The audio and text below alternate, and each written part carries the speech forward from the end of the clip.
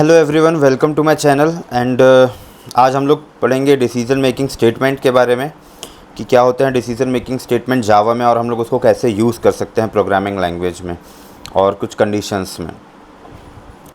Okay, तो flow control statements are used to control the execution flow of the program at run time. Flow control statements are of two types. Flow control statement क्या होते हैं? वो use होते हैं control करने के लिए execution of flow of the program at run time पे। Flow control statements are of two types, decision making statement and looping statement. Okay, what is decision making statement? Decision making statement are use to execute one or group of statement based on the Boolean condition. Okay, decision making statement जो होते हैं वो one or group of statement को execute करने के लिए use होते हैं based on a Boolean condition, एक बूलियन कंडीशन के बेस पे। Boolean conditions and Boolean expressions, a comparison statement return using comparison operator and logical operator is called as Boolean expressions and conditions. Okay, type of decision making statements, there are four type of decision making statements: if else if and switch case. Okay, तो पहले हम लोग पढ़ते हैं if के बारे में कि हम लोग इफ़ कंडीशन स्टेटमेंट को डिसीजन मेकिंग स्टेटमेंट को कैसे यूज़ कर सकते हैं।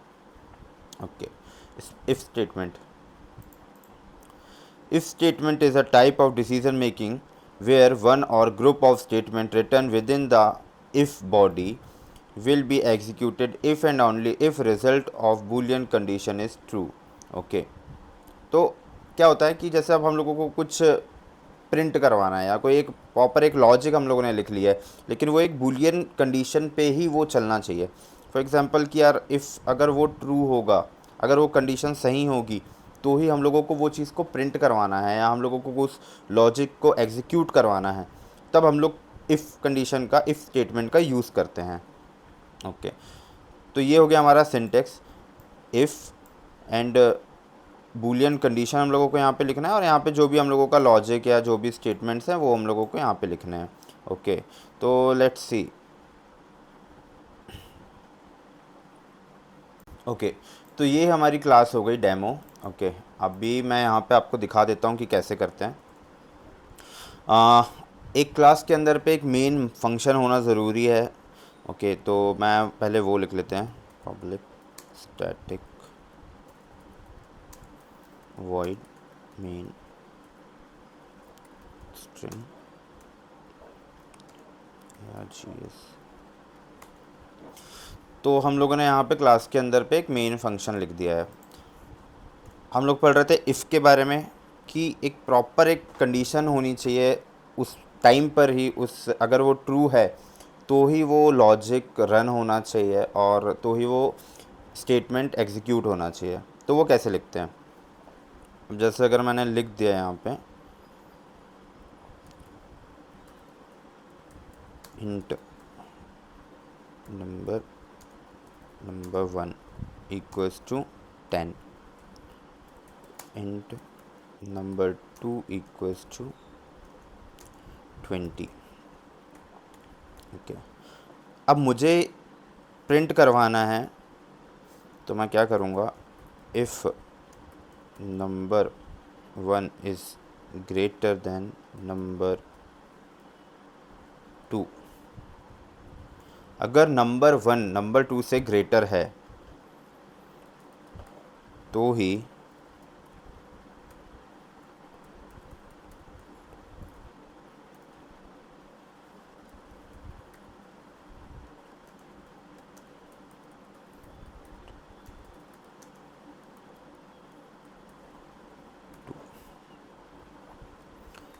मुझे ये स्टेटमेंट प्रिंट करवाना है। अगर नंबर 1 नंबर 2 से बड़ा होगा तो ही ये स्टेटमेंट प्रिंट होना चाहिए। ओके, अब मैं इसको सेव करता हूँ और मैं रन करने की कोशिश करता हूँ। कुछ प्रिंट नहीं हुआ। क्यों प्रिंट नहीं हुआ? क्योंकि ये जो बूलियन कंडीशन है ये ट्रू नहीं थी। Okay,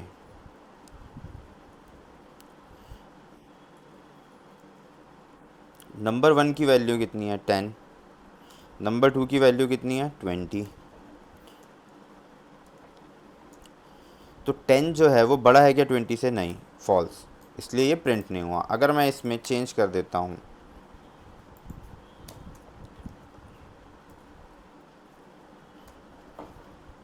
if number 1 is less than number 2, then print होना चाहिए number 1 is less than number 2। Okay, तो अभी क्या है, 10 जो है वो लेस देन 20 है, हाँ है। तो इसका जो आंसर आएगा, इसका जो आउटपुट आएगा वो आएगा ट्रू। अब मैं अगर इसको सेव करके प्रिंट करता हूँ, तो ये प्रिंट हो गया number 1 is less than number 2। तो इफ़ कंडीशन के अंदर के जो भी प्रोग्राम और जो भी लॉजिक हम लोग लिखते हैं वो तभी एग्जीक्यूट होते हैं जब वो जो बूलियन कंडीशन है वो उसका आउटपुट जो है वो ट्रू हो। ओके, तो ये हो गया हमारा if condition. Now will go to the next, if else statement. क्या होता है if else? If it is a type of decision making statement where statement of if body are executed if result of boolean condition is true, else the statement of else body are executed। तो क्या होगा, अगर जैसे ये if condition अगर true है तो ही ये प्रिंट होगा या तो ही ये एग्जीक्यूट होगा, बट अगर ये ट्रू नहीं है, अगर ये फॉल्स है, तो क्या होगा, ये एल्स पार्ट में जाएगा और एल्स वाले को एग्जीक्यूट कर देगा। वो भी करके देख लेते हैं। ओके, अब मैंने यहाँ पे लिख दिया number 1 is greater than number 2, greater than number 2, और मैं यहाँ पे लिख देता हूँ एल्स। अगर नंबर 1 नंबर 2 से ग्रेटर होगा तो ये प्रिंट करवाओ, नहीं तो dot out dot print number 1 is less than number 2। Okay, अब देखते हैं, अब ये वाला जो कंडीशन है ये क्या होगा, फॉल्स होगा। तो क्या प्रिंट होना चाहिए, एल्स पार्ट प्रिंट होना चाहिए। मैं सेव करता हूँ और इसको रन करते हैं। ओके, तो एल्स पार्ट एग्जीक्यूट हुआ, करेक्ट। अगर मैं इसको चेंज कर देता हूँ,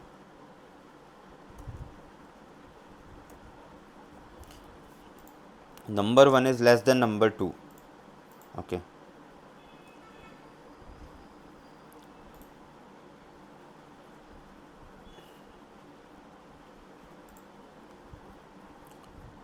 तो अब क्या प्रिंट हुआ, इफ़ कंडीशन, क्योंकि ये ट्रू हो गई है ना, नंबर 1 जो है वो लेस देन है नंबर 2,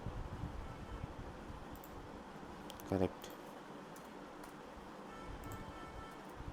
तो ये हो गया हमारे इफ़ और else statement. Now will go to the next topic, if else if. तो इफ़ एल्स इफ़ क्या होता है? It is a type of decision making statement which is use to whenever there are multiple boolean conditions to be evaluated to execute different set of statement।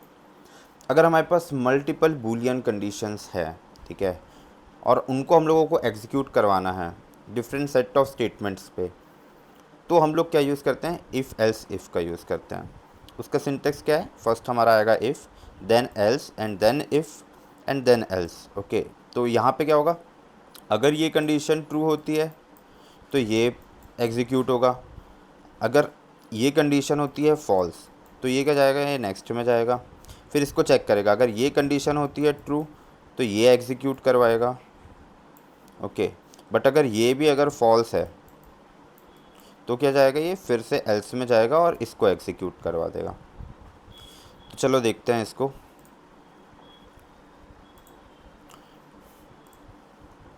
Okay,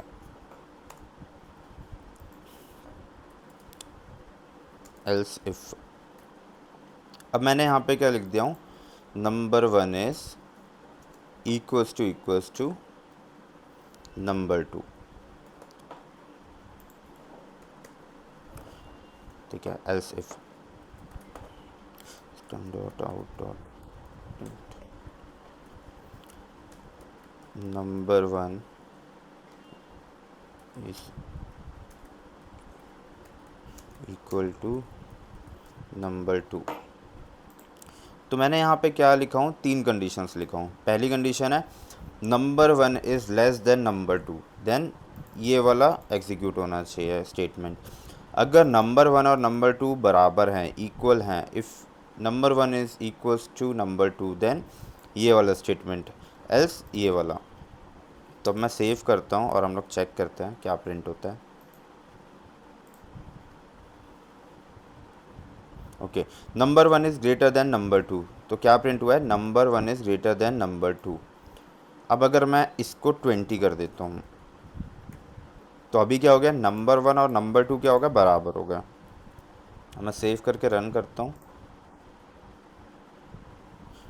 number 1 is equals to number 2, मतलब ये क्या हुआ, ये condition तो false हो गई। फिर उसने एल्स इफ़ में गया, चेक किया कि यार नंबर 1 और नंबर 2 बराबर हैं क्या।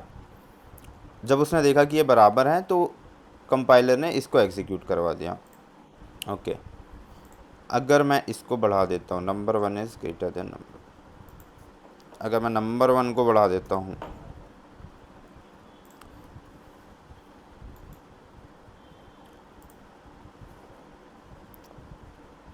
Number 1 is less than number 2, तो ये क्या जा रहा है, ये थर्ड स्टेटमेंट में जा रहा है, क्योंकि नंबर 1 जो है वो बड़ा है नंबर 2 से। तो यहाँ पे क्या हो गया, ये कंडीशन भी फॉल्स हो गई। ठीक है, नंबर 1 छोटा नहीं है, नंबर 1 और नंबर 2 इक्वल भी नहीं है, तो ये वाली कंडीशन भी फॉल्स हो गई। तो ये लास्ट वाले स्टेटमेंट में चला गया और एल्स पार्ट को प्रिंट करवा दिया।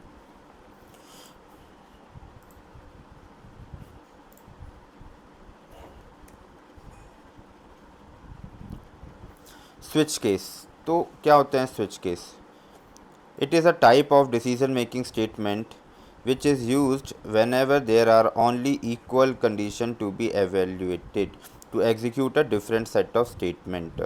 ओके, तो क्या होता है, इसका सिंटेक्स क्या है, स्विच और choice, choice 1 choice 2 like that. तो अभी हम लोग अगर इसको देखते हैं स्विच को, मैं इसको निकाल देता हूँ। ओके,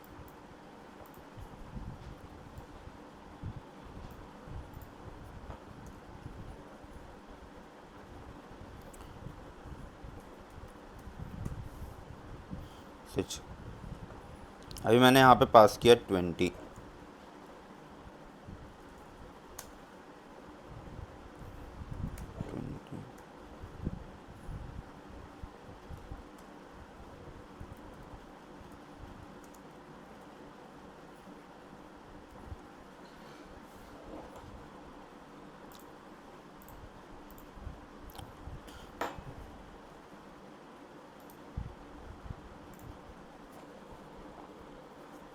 ओके, तो ये हमारा हो गया स्विच स्टेटमेंट। तो मैं क्या कर रहा हूँ, यहाँ पे मेरी चॉइस डाल रहा हूँ। ओके, और फिर यहाँ पे मैं चेक कर रहा हूँ, अगर जो भी मैंने इनपुट डाला है अगर वो इसके इक्वल है, ओके, तो ये प्रिंट हो जाए।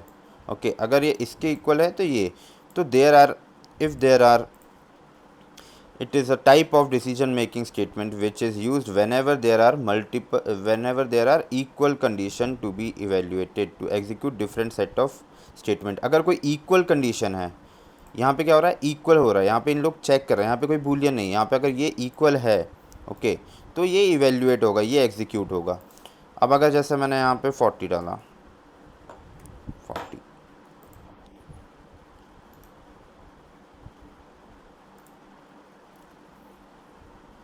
तो 40 है, सेकंड स्टेटमेंट में जा रहा है, चेक कर रहा है वैल्यू और ये प्रिंट करवा दे रहा है। अब यहाँ पे जो ब्रेक स्टेटमेंट है, ये ब्रेक स्टेटमेंट मैं क्यों लिख रहा हूँ, ठीक है, अगर मैं ब्रेक स्टेटमेंट को नहीं लिखता हूँ तो क्या होता है,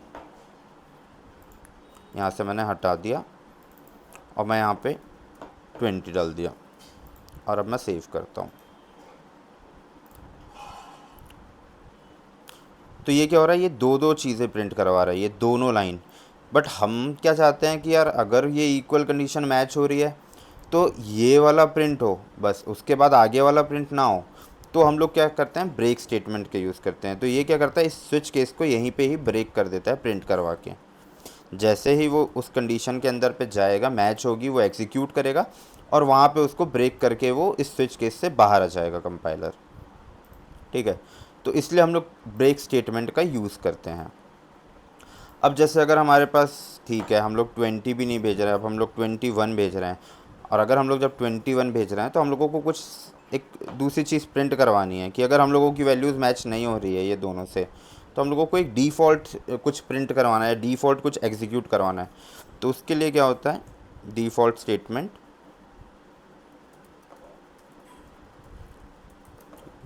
system dot out dot print.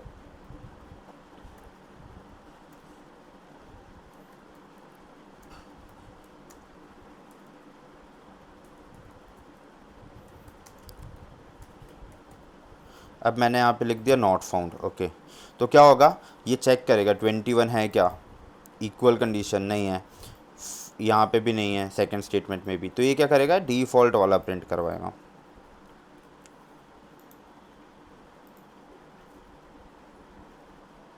Not found. तो जब भी हम लोगों को कोई इक्वल कंडीशन में कोई स्टेटमेंट या कोई प्रोग्राम को एग्जीक्यूट करवाना होता है, तब हम लोग स्विच केस का यूज़ करते हैं।